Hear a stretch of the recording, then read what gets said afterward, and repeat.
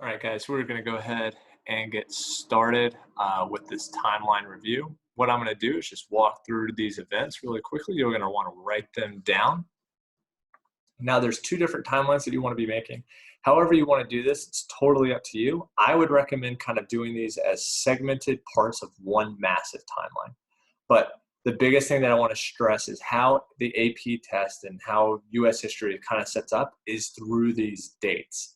So you'll want to make sure you know what events belong in each timeline. It's going to help you out so much when it comes to writing things like contextualization, being able to know when things were happening before or after. You're never going to be asked necessarily the year of dates, but you are going to need to know the general time frame in American history of when these things happened. All right, so first event you want to write down is the first date that we have, which is 1492, and that's when Columbus comes to America. And honestly, there's going to be sometimes you're going to want to pause this because I'm going to move through the dates really quickly, and then there's other times where maybe there's dates or events that I haven't talked about that much, and so because of that, I'm going to want to talk about them more. Columbus arriving. Let's move on. 1492 also starts the Columbian Exchange, named after Columbus. It's where the Columbian Exchange comes from. And this is transfer of goods from Europe to North America. And this really began with the Europeans coming over. It's an involuntary exchange sometimes. So, for example, if Europeans brought over disease, it's not like they necessarily meant to bring over disease. It's just by their presence showing up. All right.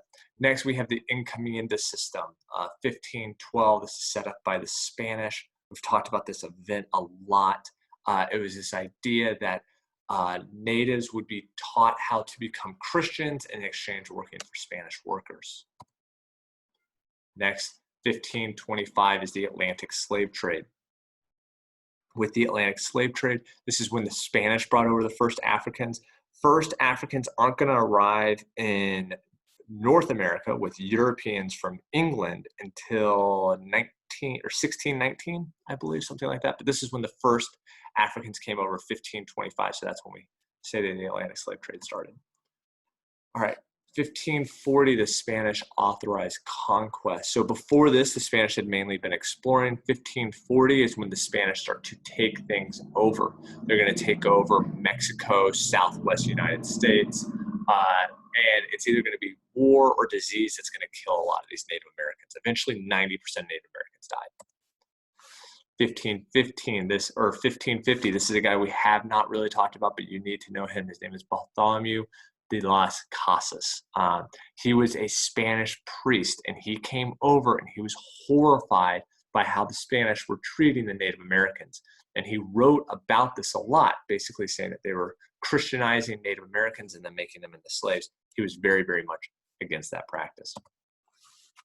So that's period one, very quick. Let's go now to period two. And again, if you want to do this as one mega timeline, that's fine, but you definitely need to make a mark in that mega timeline, knowing that 1607 is the start of a new period. So 1607, first event is Jamestown is founded. 1607, Jamestown is founded.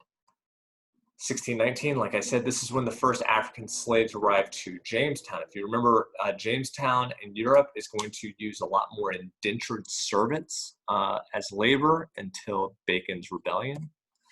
1620, this is when the Pilgrims arrive in New England. So there's two different colonies being set up at the same time. You have Jamestown, which is down in the south, a little bit older. It's in Virginia, the Chesapeake region. 1620, Pilgrims arrive to New England.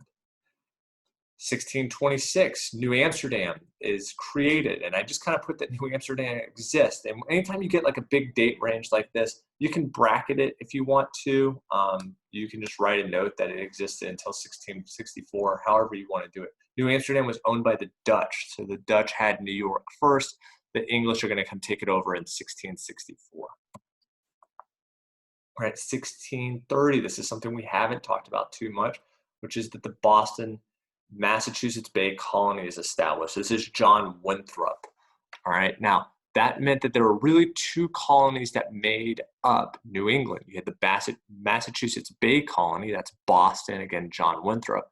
And then you had the Plymouth Colony. And the Plymouth Colony, that was set up by the Pilgrims. All right, 1637, Anne Hutchinson is banished. Now, actually, just a couple years before this, you don't need to write this date down, 1635, that is when Roger Williams was banished. So things were not very peaceful in Massachusetts Bay Colony for very long. If you didn't follow the rules of the church, which were established by John Winthrop, then you would be kicked out. 1662, so think we're one generation now established in these new colonies. The Halfway Covenant is created. The Halfway Covenant allowed for new members of the church to come in, mainly children. If they were not, if their parents were not members of the church, it would allow for them to become members of the church. And this is because the church was actually losing a little influence. All right, now we're going to start like a very, very tumultuous, violent. Tumultuous means violent or chaotic. 25 years in American history. It starts with King Philip's War, 1675. A generation before, the Pequot War had taken place, where that village had burned to the ground, killing all these people, and natives didn't want to fight. This was a mega war, huge, huge war that New England fought in. Next year, Bacon's Rebellion takes place in Jamestown.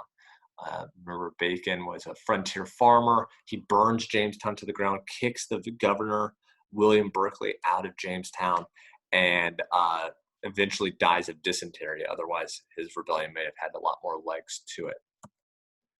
1680, 1692. So within 3 years, you have three big events that go on in three different colonial systems. You have King Philip's War, 1675. 1676, you have Bacon's Rebellion, and then 1680, you have the Pueblo Revolt against the Spanish. This is where the Native American Pueblos are going to fight against them to try to get rid of this encomienda system. And they kicked them out for 12 years. Eventually, they let the Spanish back in, but it ended the encomienda system. So the encomienda system ends in 1692. All right, 1686, the Dominion of New England is created. And if you look at this map, this is pretty important for you to see. This combined all of these different colonies. So remember, we had the Massachusetts Bay Boston colony and the Plymouth colony. New York was a different colony. All of these are going to become one mega colony for 3 years. It's called the Dominion of New England. It took away all the little specialness that the Massachusetts Bay and the Plymouth colonies had. It went from them being private colonies to royal colonies, meaning it went from individuals having control over it to the king having control over it. And King James II actually did this. He was not around for very long. He is eventually going to be overthrown with the Glorious Revolution. The Glorious Revolution happens in 1689. But when he leaves, this thing's going to break apart, but they're still not going to be able to get back their special charters that they had. 1689, the foundation of the American Revolution is set with John Locke's Two Treaties is published. This is where he published his ideas of natural rights, which is that the government should be limited and the government can't take away certain rights. After he does this, this kind of begins the Enlightenment. He's kind of the father of the Enlightenment. All these political ideas about republics and democracies and getting rid of kings and queens, this starts with him, 1689. 1692, Salem witch trials happened. This was that hysteria of where they said that the women were witches, and they killed 19 people for being witches and warlocks. And it just shows the religious hysteria and panic that could be set in these colonies. 1702, a very, very different event. I've never talked about this event with you. I wanted to just throw in something new for you, which is Queen Anne's War. And Queen Anne's War was fought because France and England, right up here in this main area, had a lot of conflict with one another over who controlled that land. So they fought over it. But this kind of establishes this dispute between France and Great Britain that's ultimately going to lead up to the French and Indian War. And we know that that's a really big event in American history.